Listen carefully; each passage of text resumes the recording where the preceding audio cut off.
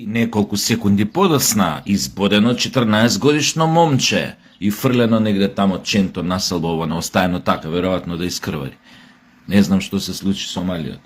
Така е зборот неколку секунди подоцна од она видео што го правев за силеджине малолетници што го тепа исто така малолетното девојче во аеродром, кој што беше супер вирално, ја не очекував, толку бев бесен.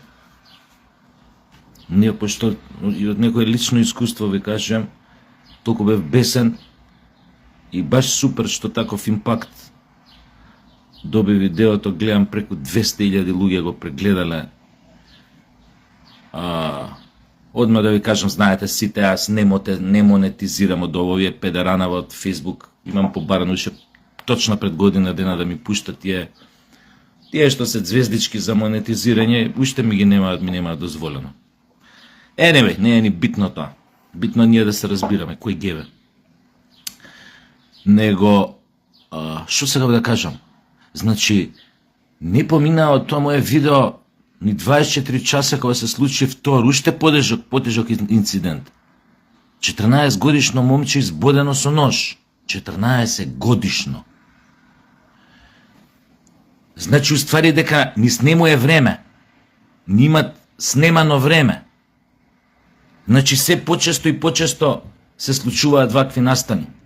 Ај свртете се наназад неколку месеци или последневи година дена да видите што све не се случи.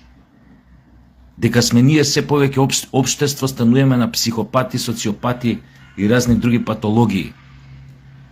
Ви текнува на само бендесанион идиот што ја уби девојката во Велес со таткој на куќен прак, што ги искасапи и после самиот се закла. Ви текнува на Джукелана поради кое што се фрли мајката со дете од прозоро намалу Тафталиџа, од тераса. Ви текнува на други 3-4 фемициди, 5. Ви текнува на серискиот убиец што се појави у Кумановско. Баш сериски убиец, класика кој што ги гледаме на америчките филмови, кој што ги гледаме по разни документарци. Класика. Имаш тип, можеш да го категоризираш. Организиран, неорганизиран сериски убиец, ваков, онаков, воден од мотив, предизвикан од травми, вакви травми од детство, онакви травми од детство, или воден без мотив, од чиста потреба да убива. Тука доаѓаме до главното.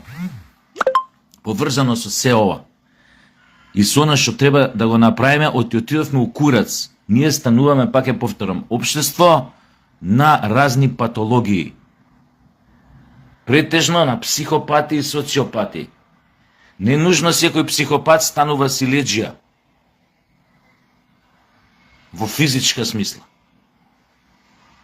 Но, ако е исто време и патолошки нарцис, има огромна шанса да стане тоа.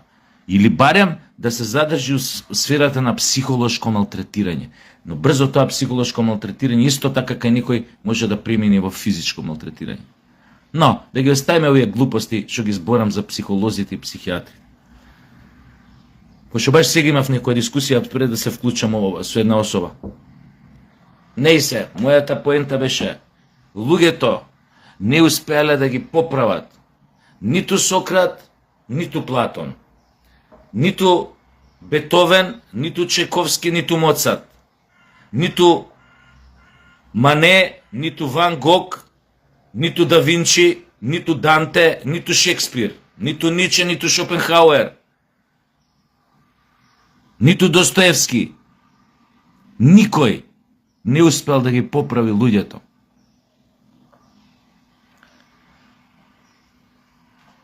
Тоа само можеш да го веруваш дека можеш да го направиш тоа од две причини. Едната е лукративна, а втората е идеалистичка. Тоест оптимистичко-идеалистичка, да веруваш дека луѓето сепак се во суштина добри и дека може да се поправат. И втората е нели да ги поправаш така што они да мислат дека се поправаат, а ти да им ги зимаш парите или така нешто слично. Не се, да го тргнеме и тоа на страна. Небитно е. Секој човек си има право да одлучи у што ќе верува и како ќе верува. Една работа е тоа дали е кореспондира со фактичката состојба, со природата на луѓето, со искуството, повеќе цивилизацијско, многу вековно, тоа е друга работа, или дали спаѓа во сето тоа во сферата на чиста демагогија. Што сакам да кажам? Луѓето, кога ќе се десензибилизираат и кога ќе преминат на другата страна, ти више не можеш да ги поправиш. Можеш да ги поправиш оние у кои што тој процес на градење на личност уште не е завршен. Затоа зборев, поправни домови треба да се направат подитно. Нас не ни требаат 10, ни треба еден голем. Нека биде и како фарма направен. Као некој полуотворен дом некаде во природа, далеку од најблискиот град, барем 50-60 км оддалечено, у некоја вукојебина, ама убаво направено. Кај шо ваквите појави на психопати во зародиш, ќе се носат тамо, 14-15 годишни, 12 годишни, и ќе се обидат тамо да се оправат. Така што ќе им се земат под број 1. Сите мобилни телефони и уреди, пристап до интернет 0. А ќе се учат да садат, да прават со мотика леи, да садат хортикултура, зеленчук, меленчук, да прават кисело млеко, да учат занаети, глина, мина, прајање накид од, не знам, разни ствари, камчиња, мамчиња, монисти, шо и да е.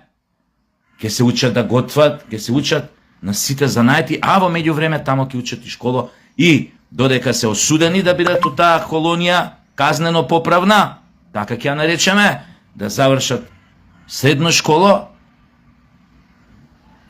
па да се обидат пак да се социализираат и да видиме како ќе функционираат после 4 години, поминати тамо, без мобилен, како ќе функционираат кога ќе се вратат назад во цивилизација.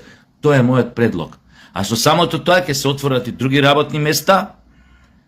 Една таква колонија голема, ако се направи за вакви лица, психопати во зародиш, и плюс, таа може да биде само одржлива, затоа што самите деца ќе произведуваат, ќе прават работи што ќе се продаваат после, би реков, од разноразни, од храна до не знам што там. До се може да прават.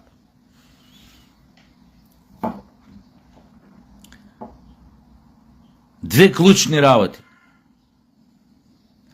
ми се вртеа во глава кога ги читав, многу ваши коментари прочитав под моето на видео во виралното што беше сега завчера што го објавив. Многу ваши коментари прочитав. Па некој спомнува некои имења тамо на некои познати серии и така натаму. Па ми текна. Серијата Сивиот дом на тоа време се викаше Радио телевизија Београд. Е приказна за живот на такви неполнолетни лица во еден поправен дом во Југославија. Во Југославија имаше многу такви поправни домови. И на што конкретно ми текна? На еден од проблемите што ги отвара серијата преку еден лик воспитувач во серијата. Играше воспитувач внатре, во домот, во поправниот дом. Он од почеток у првите епизоди беше насликан дека е единствен брутален тамо тип, кој што домците, кои што ќе поминат некои граници, брутално ги казнуваше. Ги затвараше во една просторија и брутално ги тепаше со боксови. Кришум дори никој друг да не знае. И добиваш слика на еден садист, воспитувач. Ги тепаше брутално. Преминат некои појаки граници на одесување внатре и со боксови. А иначе типот као порано, после се бил и боксер порано и ова и она, значи знаеше како да тепа со други работи. И беше суров. И сите го доживуваме така. Знаеш, ги тепа. И има еден момент, кај што еден друг воспитувач доаѓаат у конфликт. Овој сваќа, овој добриот воспитувач, што е што домциве има такво поверење, ги носи дома на ручек понекогаш, на топол оброк со жена му, со детето да седнат на маса и он со нив на маса да руча со него, па ќе врати у дом назад. Понекогаш и така правеше добриот овој воспитувач. И додека во конфликт кога овој свати дека овој ги тепа, крвнички ги тепа домциве. И влагаат у тежок конфликт у една од епизодите. Кај што е добриот почна да му се дере, да му вика на што личи, стануваме у тој случај, ние треба да им кажеме дека треба добрината да надвладе, дека треба ова, дека треба она, како така ќе им покажеме дека добрината надвладува ако ги тепаш крвнички, ако ова. И овој до тогаш лик што не знаеме кој е, само знаеме дека брутално ги тепа децата, го гледа и ја почнува својата реплика подугачка. И му вика, у превод се парафразирам, не сум ја гледал серијата милион години, и му вика, само вика продужи да ги носиш дома. Тие викаат зверови. А овој цело време збори, деца се тоа како ги тепаша. Вика, не се деца, само продужи да ги носиш дома тие зверови. Да ги седнуваш со тебе, жената и детето на маса. А девојче имаше овој добриот воспитувач. Само вика продужи. Само вика продужи да им ја поклонаш до вербата. Па вика ќе дојде тој ден кога јас и ти пак ќе го правиме муабетов. Само што ти ќе ми го правиш муабетов од аспект на тотално скршен човек и ќе ми се извиниш за се што ми кажа сега, овој момент. Вика, јас бев таков како тебе. Јас ги сакав. Сакав со добро, верував дека можам со добро. И ги носев дома, кај мене. Ја немав родители, јас бев одговорен, вика, моите родители умре кога бев мал, но имав сестра. Помало од мене. И ги носев дома. Исто така им давав ручек. И ред други работи му кажував, 300 метани им правев. Затоа што вика, јас како тебе верував дека се тоа само деца. Се до моментот, кога моето привремено напуштање на домот, додека еден од таквите седеше дома, вика, на маса, ручевме, отидо, вика, да купам цигар или нешто, вика, брутално се силуваше, вика, сестра ми, додека јас не бев тука. Тука, вика, ја завршив, ја научив лекцијата. Тоа не се деца. Некој ме подсети од вас на Сиви дом на серијата. И уште една работа, исто што го отвара овој проблем. Дали се тоа само деца? Приказнати за Коста, оној убиецот од Рибникар од Белград. Дечак КК. Дечак ова. Не е тој дечак. Истиот проблем го отвара славниот, култниот хорор филм на Џон Карпентер, мислам. Исправете ме ако грешам. Ноќ на вештирките, Хелоуин. Майкл Мајерс. Приказната за Майкл Мајерс, кој на 6 години, 7 се убива со нож сестрата и почнува приказната која што трае не знам колку продолжение на Хелоуин, Ноќ на вештирките, но првиот дел ја ви зборам, кај што игра оваа нашава Джемиле Кертис. Джемиле Кертис игра. Кој е клучното прашање што го отвора Карпентер?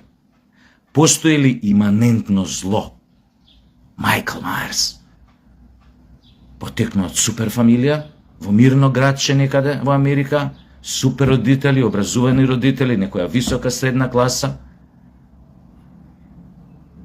6 годишна возраст, зима нож од кој не иска сапува сестра. Мове зборам у филмот. И почнува после тоа да безразложно да убива. Тоа е прашањето што го отвара овој Џон Карпентер. Постои ли иманентно зло? Некој што се раѓа таков, што не зависи тоа ни од воспитување, ни од фамилија, ни од ова, ни од она. Тука е филозофскиот проблем меѓу луѓе што зборуваат на темата. Некој вика дека е тоа бихевиорално, дека е тоа резултат на околина, на воспитување, на фамилија, на родители, а други веруваат па дека постои, има и тоа, ама има и иманентно зло. Јас сум од овие другиве, што ја верувам дека постои и иманентно зло, но секако дека и злото се формира, тоа е злата личност, дека ја формира и околината, и фамилијата, и родителите, и така натаму, и така натаму. за да дојдеме до темата деца се. Ке замижиме. Нема поправни домови. Не е тоа хуман. Не. Ке се обидеме со убав збор, со психолошки советувалишта, со педагози, со одење кај класната, кај директорката, со разговор, ке се обидеме. Тука е проблемот на воспитувачите двајца во серијата Сиви дом. Да разговараме, да ги носиме дома, да им покажеме дека постои добро, дека постојат и убави нешта, фамилија и топол дом, и ручек заедно на маса, и дека вие еден ден ако бидете добри, исто ќе бидеме, ќе имате вака ваша фамилија, па ќе помогнете на некое друго загубено дете да го донесете дома да јаде со вас, итн. Кур се треси у ладна вода. А ако тој што го нарекуваш дете, више се испајпузил, што викаат. Се расипал. Тргнал на погрешна шина. Тргнал цврсто, тргнал без намера да се врати.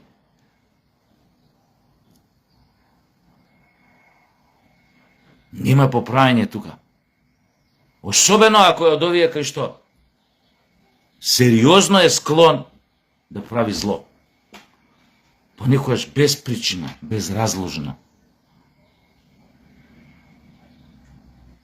Не се тоа веќе деца. Имаше и таков случај. Имало у светот поише такви случаи.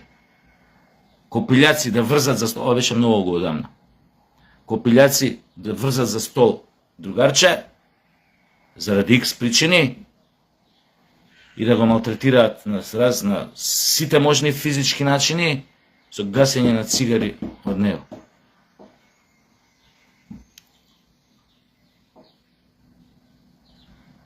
Кој е способен да направи таква работа? Тој не е дете. Ти не можеш да го ставиш во категоријата на дете. Ако како у филмот Ноќ на вештирките, некој е дете од 6 години, дето на земе нож кујнски си ја избоде сестра му, не можеш него да го нарекуваш дете. Тој нема ништо со дете. Тој е крајно оштетена личност од раѓање. Тоест, можеби не може погрешен зборите оштетена, така е роден тој.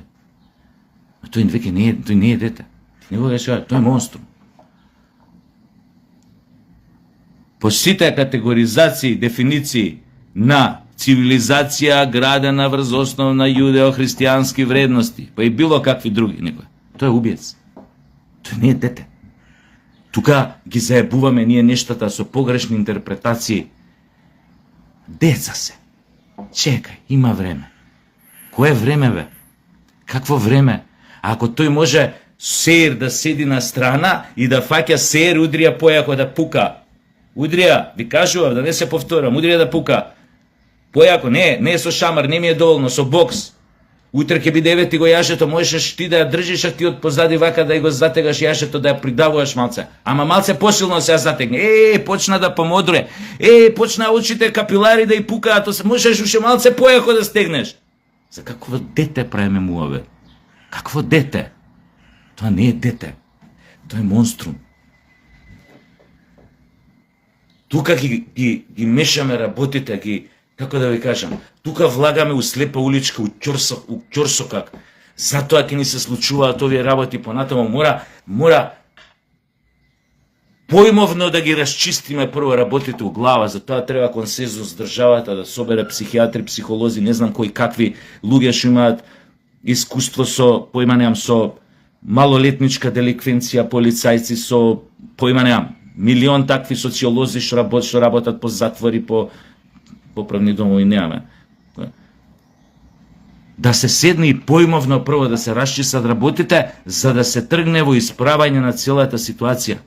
За да се дојде до заклучокот, окей, дојдовме до овој заклучок, тие не можеме да ги рачунаме за деца, не можеме кон нив да имаме некој цивилизацијски, демократски пристап, ќе разговараме, психолошки совет. Не, мора да преземеме порадикални мерки, поправни домови со све она што оди во пакет со тој поправен дом. Од воспитувачи, у смисла добри и лоши полицајци, до све останато.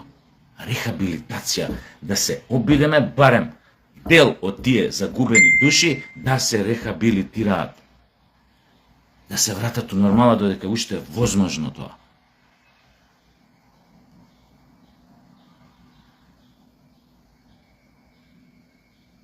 Може би токму затоа некои мудреци пред векови рекле дека ете тоа, ќе кажете излитана фраза, ама ќе ја повторам дека чутекот од рајот излегол.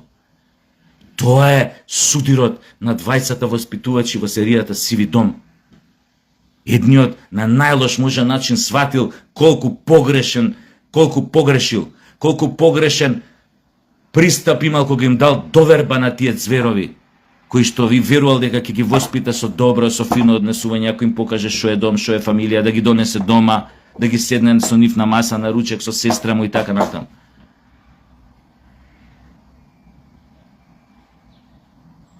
Сватил дека тоа не е начинот. Дека таквите зверови треба да бидат скршени физички. Затоа неколку епизоди не се кажуваше кој, само беше брутален. И сите гледавме и викам, не можеш. Не можеш. Човек што организирал силување, таква случка имаше во Сиви дом, затоа ви ја спомнам. Човек што организирал силување на друга, пример случајот, кажија, затвореничка, малолетничка од женскиот дел да ја киднапира, да ја донесат, организирал силување, 10 души да и се реда, да ја прави.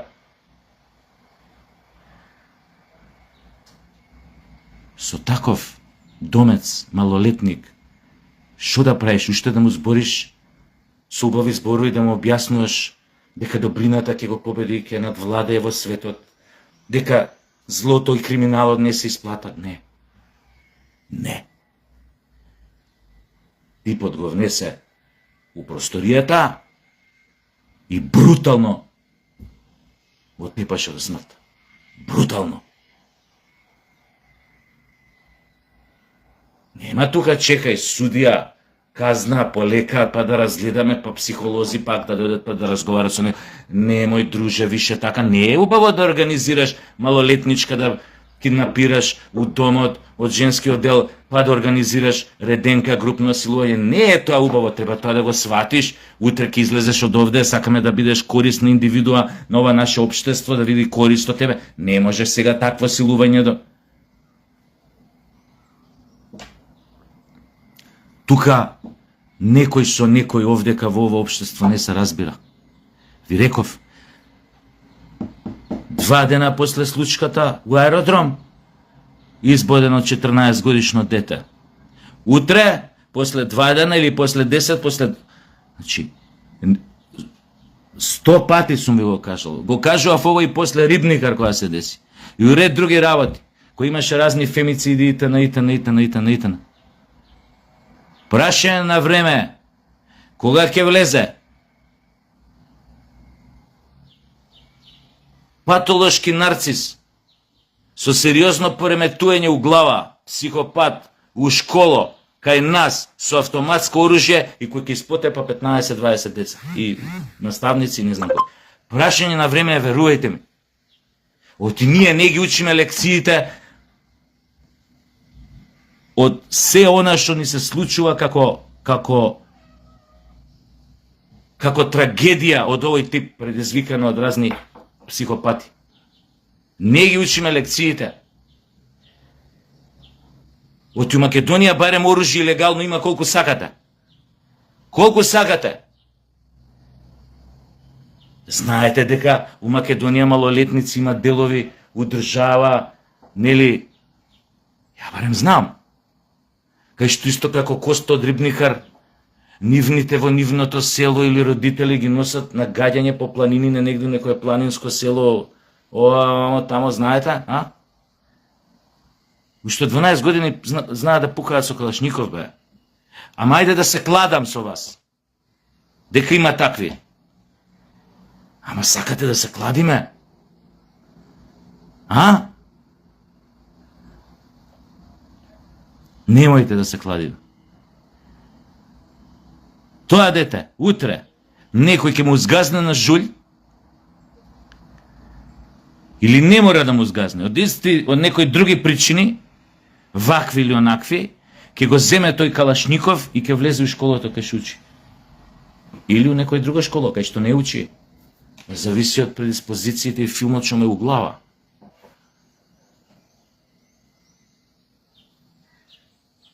Апропо, која сме дека само татко му го учил Коста како да учи да пука од пиштол. Ги учат и тука децата, многу малено за како да пукат, не само од пиштол, од калашников ги учат. Можете да бидете 100% сигурни.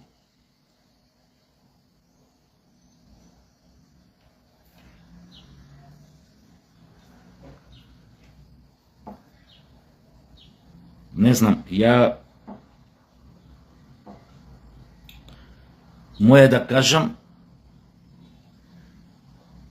док не е касно,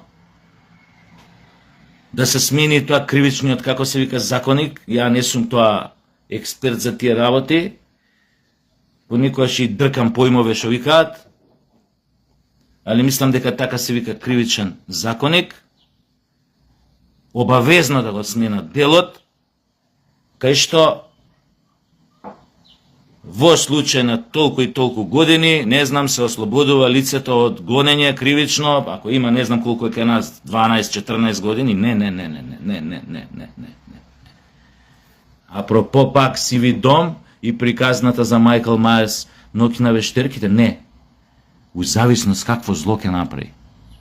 Ако има 10 години и направи зло достојно на најголемиот психопат у моментот светски, нема тука неодговарање. Ќе биде суден како да е возрасно лице. Така имате во Америка, имате такви ситуации кај што малолетни лице што извршиле брутален злостор, без грам човечност во нив, се судат како возрастни лица. Затоа што американците од нивното искуство кривично сватиле дека понекогаш децата воопшто не се деца. Тоест, понекогаш децата никогаш и не ни биле деца. Ако се на возраст кај што ги рачунаш деца, ама они не се деца, они се монструми. И соодветно државата така се однесува со нив. Па имате и ситуации кога лице, дете, ако направило некој грозоморен злостор, прво го осудуваат на тие коректно поправни, како се вика, тие заводи, кај што до полнолетство е тамо, но подоцна казната му се продолжува во затвор со возрастни или не знам како иде тоа тамо. Кај нив имаат разни они тука форми на процесуирање на пресудата после тоа од кога стварно не знам тоа. Но она што сум го сватил дека има така. Тоа треба прво да се направи кај нас. Сега одма да се измени. Има многу случаи у светот кај што сме биле сведоци на 9-10 годишни деца да извршиле страхотни злостори. На кои што злостори како ги извршиле? На злобниот серијски убиец и психопат нема да му текнат. Тоа што 9-10 годишни деца имаат направено на своји врсничиња и помали. Имаше таков случај у Англија пред 15-20 години.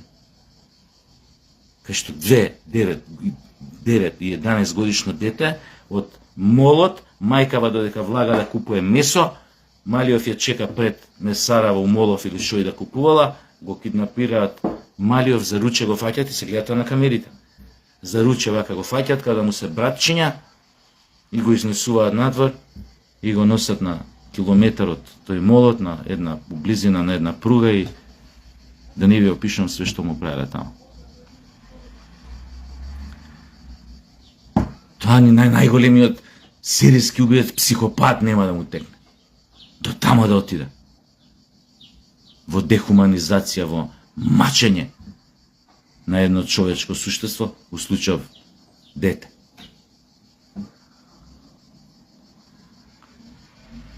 И мора тоа ова да го значи, како да ви кажам, мора веднаш ова да се направи. Веднаш драконски казни. Ти, дечко, одиш у затвор. Може привремено додека не биде направен тој казнено поправен дом, кај што ви реков колонија да биде. Може колонија да биде. Ви објаснив, да не ви опишам пак како би изгледала таа колонија и што би правиле питомците на таа колонија внатре, за да се рехабилитираат. Али тој кога не се изгради, одиш в затвор. Дали некој затвор ќе направам, ќе оградам еден дел, кај што вие малолетни лица ќе ги одвоим од останатите затвореници и ќе има некои посебни импровизирани услови да се направи тој по небитно. Одат у затвор. Храј.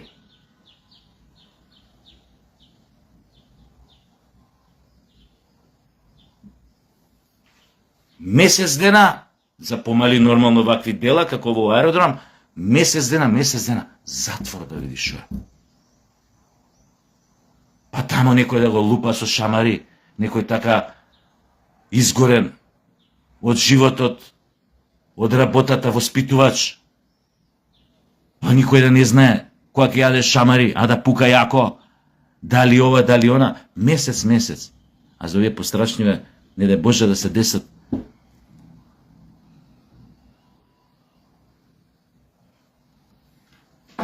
Хрватите викаат, паметно ме доста. Ако не ни дое памет у глава, и не се смениме овдека за некои работи.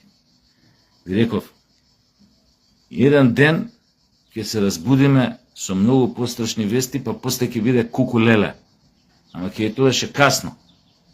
Така да док не се десило тоа, најпаметно, радикално да си преземеме мерки, да ставиме под контрола, да ги ставиме под контрола младиве наши.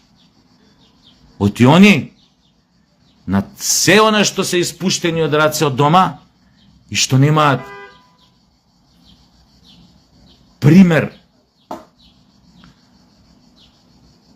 на свест, совест и интелектуализам дома, на сето тоа што се лишени од тоа, уште се наоѓаат под капата на социјалните мрежи, под влијание на социјалните мрежи, нивните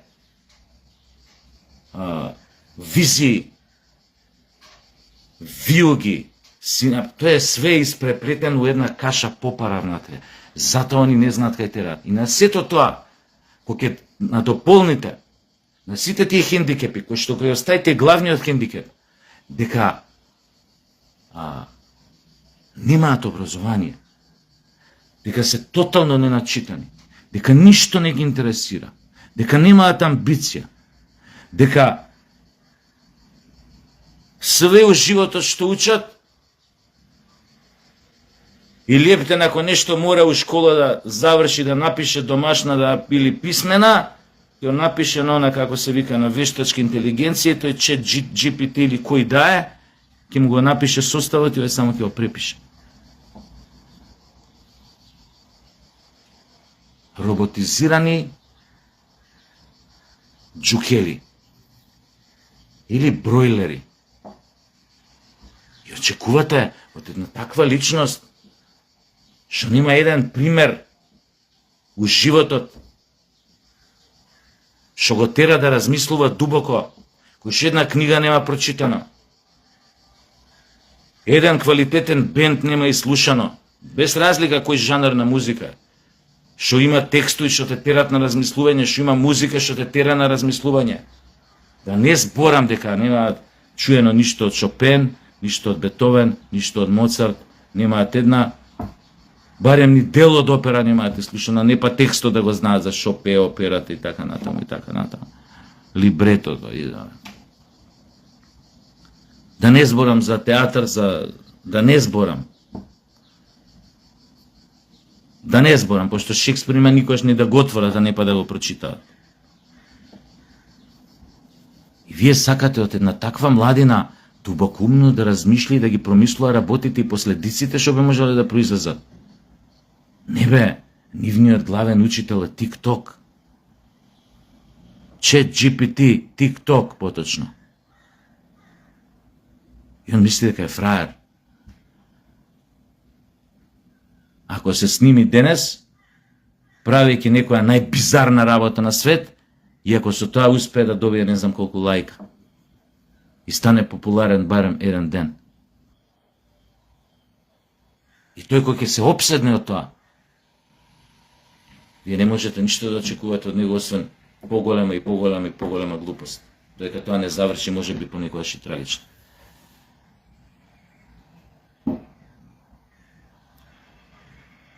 У таа смисла, фала Богу што генерацијава моја и тие блиски што се до мене, што растевме барем у некој нормален свет, што ни беа овозможени, немајќи мобилни телефони, немајќи социјални мрежи, што имавме среќа да читаме книги, да се интересираме за уметност, да слушаме добра музика, да промислуваме за животот, дубински да навлагаме, да филозофираме за животот, кој поплитко, кој поддубоко, да разменуваме книги, не глупи книги, не глупи книги, не, книги и стрипови, али стрипови Алан Форд, ние сме генерација растена на Алан Форд.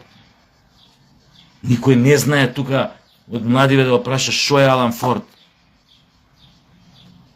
Затоа имаме способност преку тој абсурден хумор, може би затоа имаме способност така да ги размислуваме работите од сите страни, да ги гледаме, да се прилагодуваме, понекогаш да се спрдачиме со проблемот, за да го извртиме на опачки, за да дојдеме до некој заклучок или да го сватиме малце подобро.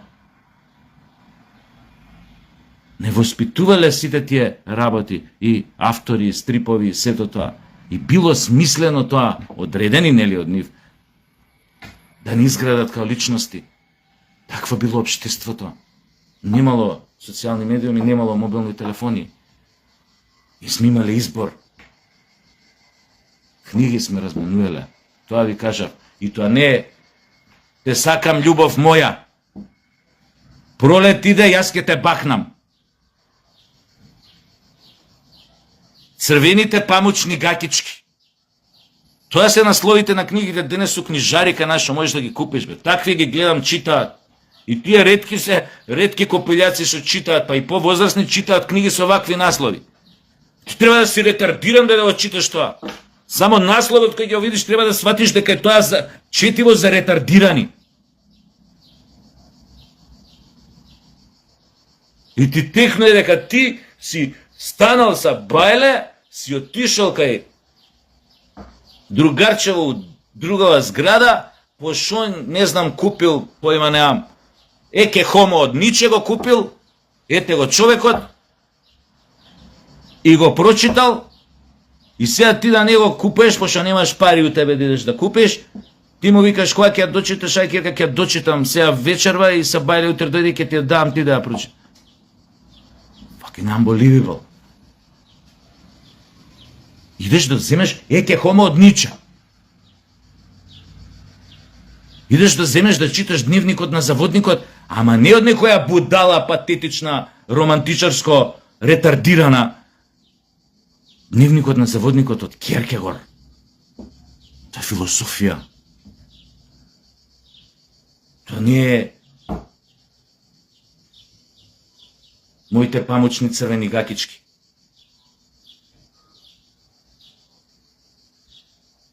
Па ти ќе му даеш гозба од Платон, ја имаш, он ќе ти даде тебе нешто друго. Достоевски ќе ти даде, да читаш. Лудило, лудило. И сме разговарале. После фудбал навечер, цел ден уствари играме фудбал серва и навечер седиме у парк, од свирење гитари, музика, прајање муавет, од женски до вакви муавети.